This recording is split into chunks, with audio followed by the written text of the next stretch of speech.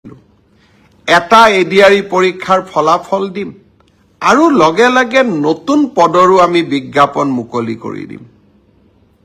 আশা স্তব্ধ হ'ব নোৱাৰে।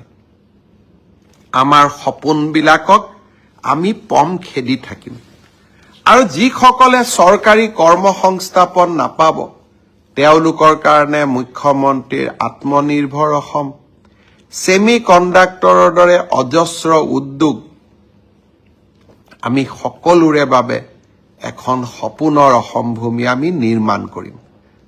আমাৰ অসমৰ যুৱ প্ৰজন্মই অসমখনক আশা আকাংক্ষাৰ এক সপোন ভূমিলৈ ৰূপান্তৰ কৰিব আৰু যুৱ প্ৰজন্মৰ আশাক আমি এনেকৈয়ে আগবঢ়াই লৈ যাম।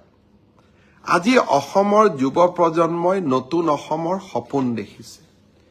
কেইদিনমান আগত মাত্ৰ এডিআৰই পৰীক্ষা হৈ গৈছিলে। ৰিজাল্ট দিব ফেব্ৰুৱাৰীৰ শেষ সপ্তাহত নহলে মাৰ্চৰ প্ৰথম সপ্তাহত।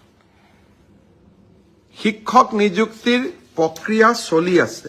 ৫,৫০০ শিক্ষক নিযুক্তিৰ প্ৰক্ৰিয়া চলি আছে। কিন্তু মই থমকি ৰোৱা নাই।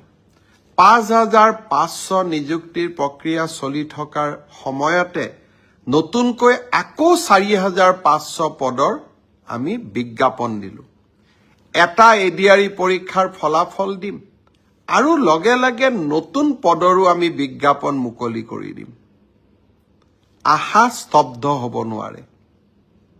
আমাৰ সপোনবিলাকক আমি পম খেদি থাকিম আৰু যিসকলে চৰকাৰী কৰ্মসংস্থাপন নাপাব তেওঁলোকৰ কাৰণে মুখ্যমন্ত্ৰীৰ আত্মনিৰ্ভৰ অসম, ছেমি কণ্ডাক্টৰৰ দৰে অজস্ৰ উদ্যোগ আমি সকলোৰে বাবে এখন সপোনৰ অসম ভূমি আমি নিৰ্মাণ কৰিম। নতুন বছৰৰ আৰম্ভণিতে অলপ আশাৰ কথা কৈছো। অসমত নিৰাশাৰ কথা কোৱা মানুহ বহুত আছে। তেওঁলোকৰ পৰা অলপ ব্যতিক্ৰমত গৈ মই সদায় আশাৰ বাণী মানুহৰ মাজত বিতৰণ কৰিব খোজো।